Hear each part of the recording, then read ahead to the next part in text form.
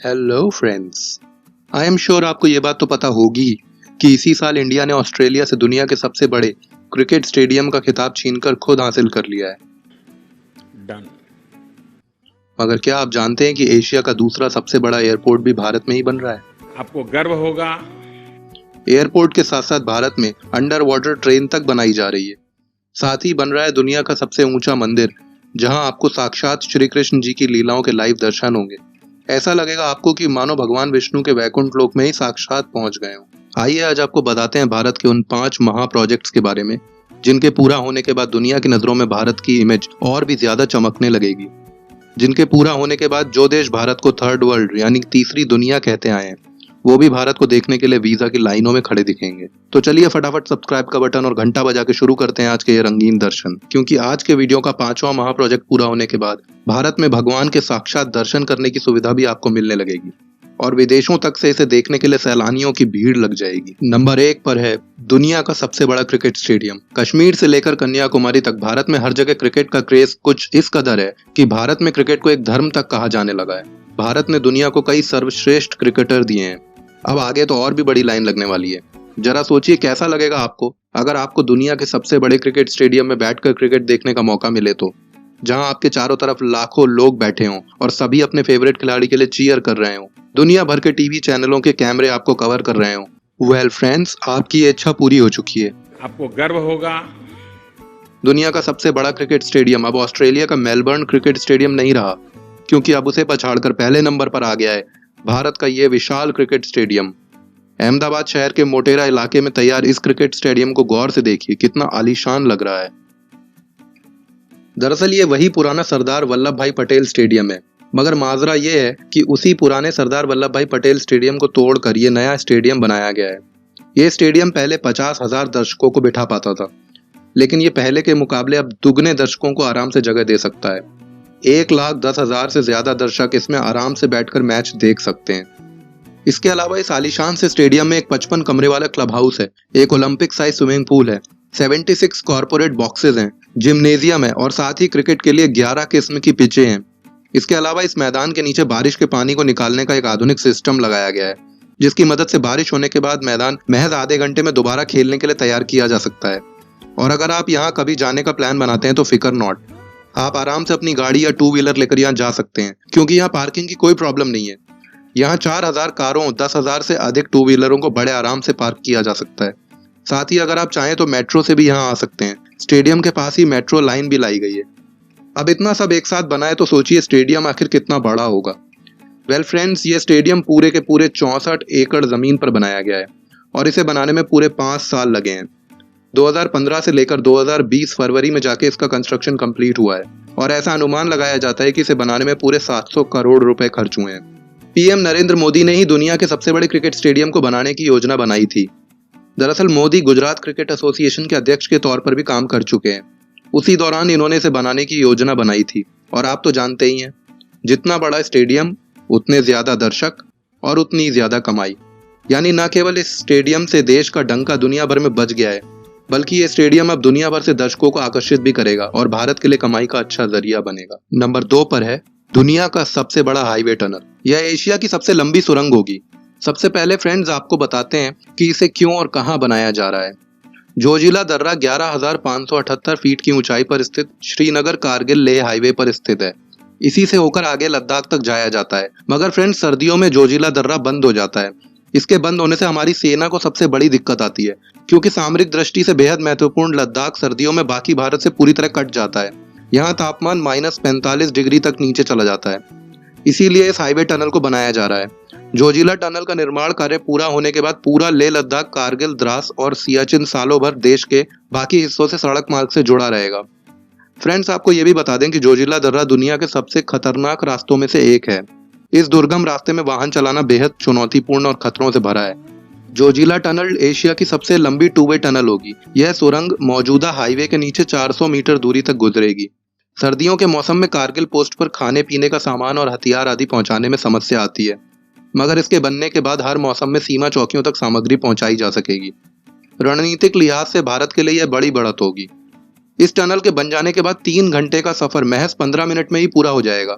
इस टनल में 80 किलोमीटर प्रति घंटे की रफ्तार से वाहन गुजर सकेंगे। हाईटेक कम्युनिकेशन समेत इस टनल में तमाम जरूरी सेफ्टी फीचर्स भी उपलब्ध होंगे।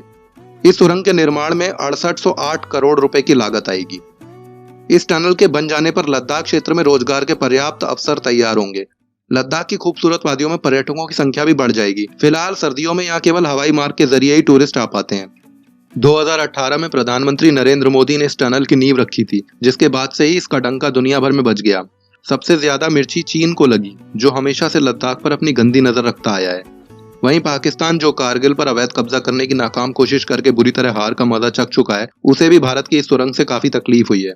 मगर इसके साथ साथ फ्रेंड्स, दुनिया भर के अन्य देशों की नजरों में भारत की इमेज भी इस सुरंग के निर्माण की खबर ने चमका दी। एशिया की ये सबसे लंबी सुरंग भी दुनिया भर के पर्यटकों को भारत की ओर आकर्षित करके भारत की अच्छी कमाई कराएगी। नंबर 3 पर है बुलेट ट्रेन। जिस रफ्तार से इंडिया बुलंदियों को छू रहा है, उससे भी ज्यादा रफ्तार से भारत की पटरियों पर ट्रेन भी चलेंगी, और सिर्फ जमीन पर ही नहीं बल्कि पानी के नीचे भी चलेंगी। पानी के अंदर दौड़ने वाली दुनिया की पहली बुलेट ट्रेन के मिशन पर चीन तेजी से काम कर रहा है, तो भारत के प्रधानमंत्री मोदी भी कहाँ पीछे रहने वाले थे। उन्होंने भी जापान के साथ मिलकर बुलेट ट्रेन के मिशन को हरी झंडी दिखा दी, जो न केवल जमीन पर बल्कि समुद्र के नीचे से भी गुजरेगी। मुंबई और अहमदाबाद के बीच चलने जा रही बुलेट ट्रेन देश का पहला बुलेट ट्रेन प्रोजेक्ट है। अहमदाबाद और मुंबई के बीच हाई स्पीड ट्रेन कॉरिडोर का काम जारी है, और इसी 508 किलोमीटर बुलेट ट्रेन ट्रैक का 21 किलोमीटर हिस्सा समुद्र के नीचे बनी सुरंग से होकर गुजरेगा। यह हिस्सा महाराष्ट्र में बीकेसी से कल्याण सिलफाटा के बीच होगा। 2022 अगस्त महीने तक इस ट्रैक का निर्माण पूरा होने का अनुमान है। बुलेट ट्रेन में 800 पैसेंजर एक साथ बैठकर सफर कर सकते हैं। हालांकि प्रोजेक्ट सफल होने के बाद जरूरत पड़ने पर बैठने की क्षमता को बढ़ाकर 1250 किया जा सकता है। बुलेट ट्रेन में भी फ्लाइट की तरह 2 क्लास होंगी, इकोनॉमी और एग्जीक्यूटिव क्लास। बुलेट ट्रेन में रिवॉल्विंग सीट भी होंगी फ्रेंड्स, जो आपके सफर को और भी आरामदायक और मजेदार बना देंगी। बुलेट ट्रेन का किराया फ्लाइट से कम और राजधानी AC 2 टियर के बराबर होगा। इस प्रोजेक्ट पर लगभग 1 लाख करोड़ रुपए का खर्च आएगा, मगर मोदी जी का कमाल देखिए कि इस लागत का 80% जापान ने भारत को सिर्फ 0.1% के ब्याज पर दिया है, और उसे चुकाने के लिए भारत को दिए हैं पूरे 50 साल। साथ ही पहले 15 साल भारत को कोई कर्ज ना चुकाने की भी छूट जापान ने दी है। लेकिन अफसोस के साथ ये कहना पड़ रहा है कि इस ट्रेन का आनंद लेने के लिए आपको थोड़ा रुकना पड़ेगा, क्योंकि महाराष्ट्र सरकार ने 2019 से ही प्रोजेक्ट को होल्ड पर रख दिया है। उनका कहना है कि बुलेट ट्रेन उनकी टॉप प्रायोरिटी नहीं है। इस बारे में आपको क्या लगता है, बुलेट ट्रेन अभी बनानी चाहिए या नहीं? आप कमेंट करके अपनी राय बता सकते हैं। नंबर 4 पर है एशिया का दूसरा सबसे बड़ा एयरपोर्ट। भारत का सबसे बड़ा एयरपोर्ट और एशिया का दूसरा सबसे बड़ा एयरपोर्ट उत्तर प्रदेश के गौतम बुद्ध जिले के झेवर में बनाया जा रहा है, जो ग्रेटर नोएडा से सिर्फ 56 किलोमीटर की दूरी पर स्थित है। मगर फ्रेंड्स, क्या आप जानते हैं कि इस एयरपोर्ट को बनाने का प्रपोजल 2001 में किया गया था, मगर विपक्ष के अड़ंगे के कारण यह अभी तक बन ही रहा है। दरअसल झेवर एयरपोर्ट दिल्ली के इंदिरा गांधी इंटरनेशनल एयरपोर्ट से सिर्फ 72 किलोमीटर की दूरी पर बन रहा है, और विपक्ष का कहना था कि यह इंदिरा गांधी एयरपोर्ट की ट्रैफिक और रेवेन्यू जनरेशन को काफी कम कर देगा। पर 2014 में मोदी सरकार आने के बाद इस पर काम होना शुरू हो गया।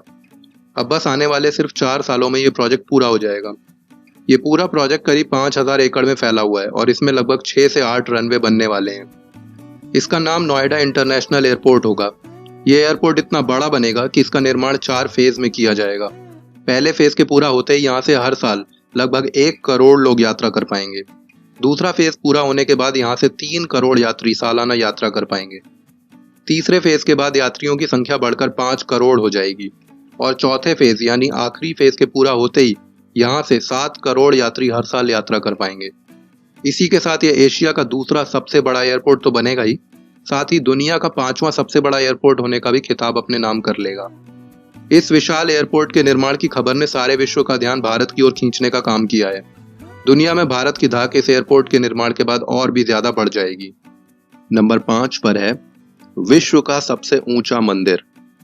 भारत के कल्चर और धार्मिक विरासत को भारत और दुनिया के बच्चे बच्चे को समझाने के लिए भारत में 1 या 2 नहीं बल्कि कई बड़े कृष्ण मंदिरों का निर्माण किया जा रहा है। करीब 2100 करोड़ रुपए की लागत से बन रहे इन मंदिरों की खूबियां ऐसी होंगी जिन्हें देख सारी दुनिया ही दंग रह जाएगी।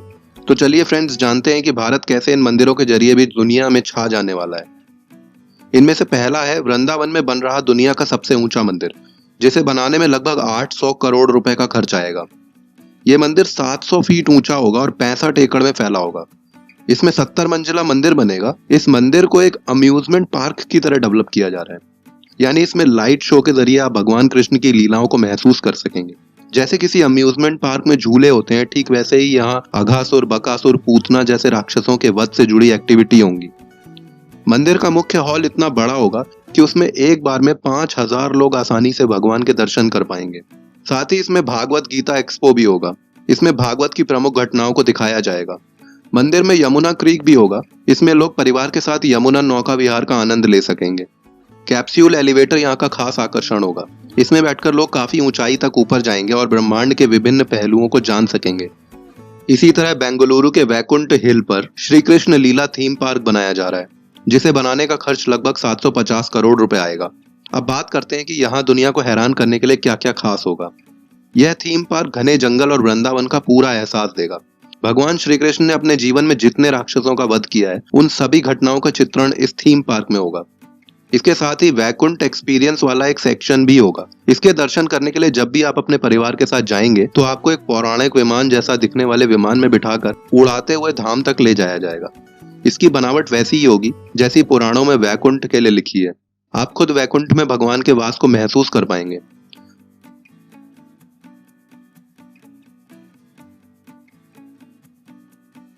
मंदिर में 5000 कारों की पार्किंग की व्यवस्था भी होगी। मंदिर के परिसर में एक हेलीपैड भी बनाया जाएगा।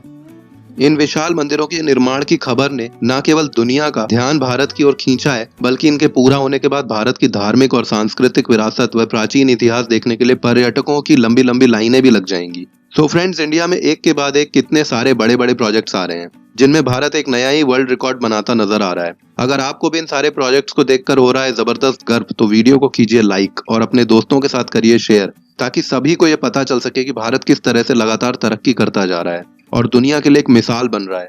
अगर आप नहीं हैं इस चैनल पर तो सब्सक्राइब करके घंटा दबाना ना भूलें, ताकि आगे आने वाले किसी भी वीडियो को आप मिस ना कर सकें।